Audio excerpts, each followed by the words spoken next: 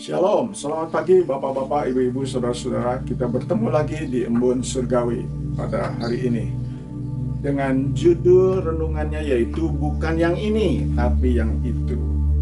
Mari kita minta pimpinan Roh Kudus. Terima kasih Tuhan, Hamba-Mu masih diberikan kesempatan untuk menyampaikan firman Tuhan. Biarlah oleh karena pimpinan Roh Kudus sehingga Hamba-Mu dan juga semua yang sempat mendengar diberkati oleh Tuhan, sehingga firman ini dapat menghibur, menguatkan, dan juga lebih mengenal akan Tuhan, lebih sayang kepadamu, dan lebih siap untuk melaksanakan firman Tuhan. Bukan oleh kekuatan sendiri, tapi oleh karena kekuatan Roh Suci. Dalam nama Yesus, Hamba-Mu berdoa. Amin. Bukannya yang ini, tetapi yang itu. Galatia pasal 2 ayat 20. Namun aku hidup, tetapi bukan lagi aku sendiri yang hidup, melainkan Kristus yang hidup di dalam aku.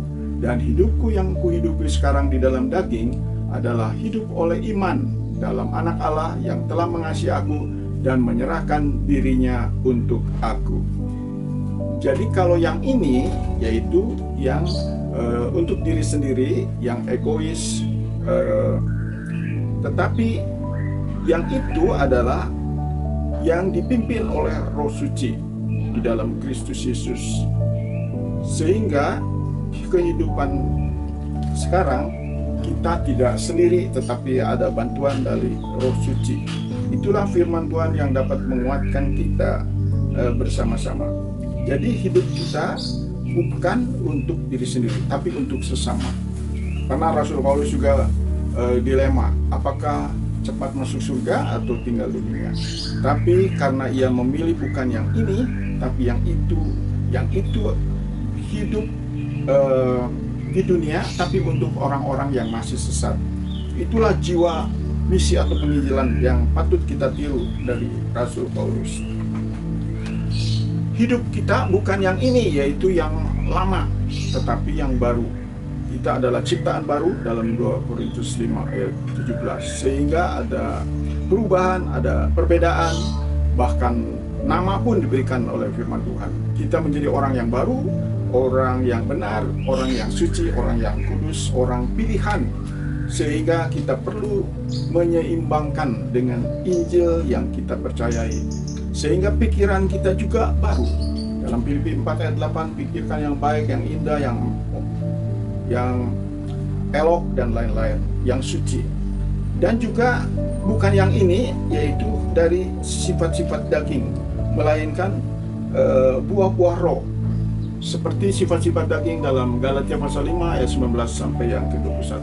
Perbuatan daging telah nyata, yaitu percabulan, kecemaran, hawa nafsu, penyembahan berhala, sihir, perseteruan, perselisihan, iri hati, amarah, kepentingan diri sendiri, percideraan, roh pemecah, kedengkian, kemabukan, pesta pora, dan sebagainya.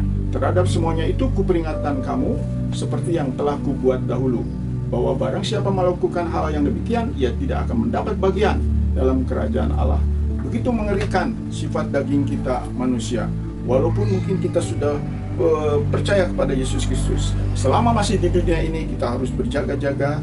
Dan puji Tuhan bahwa oleh karena kemampuan oleh Roh Kudus, sehingga kita bisa berbuah roh, yaitu kasih, sukacita, damai sejahtera, kesabaran, kemurahan, kebaikan, kesetiaan, kelemah lembutan, dan penguasaan diri. Itulah yang bisa mengubah hidup kita sehingga menjadi berkat, menjadi terang, cahaya yang gemilang bagi orang-orang yang masih di dalam kegelapan. Dan hidup yang ini bukan hidup yang meleset atau menyimpang atau ragu-ragu sehingga tidak mendapat apa-apa, tetapi seperti Nuh yang tepat sasaran. Nah, hidup yang itu yaitu yang tepat sasaran, sehingga mencapai kesempurnaan yang Tuhan perintahkan kepada kita.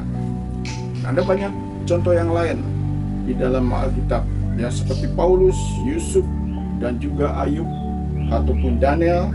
Semua memilih bukan yang ini, bukan yang nafsu dunia, tetapi yang itu, yaitu perkara-perkara surgawi, panggilan surgawi yang menjadi berkat bagi kita. Nah, itulah yang saya dapat sampaikan. Mari Bukan yang ini tapi yang itu. Bukan yang lama tetapi yang baru. Bukan yang gelap tetapi yang terang. Bukan aku tetapi Kristus yang hidup di dalam aku.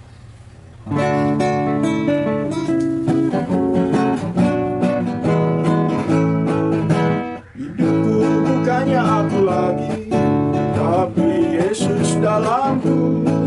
Hidupku bukannya aku lagi, tapi Yesus dalamku.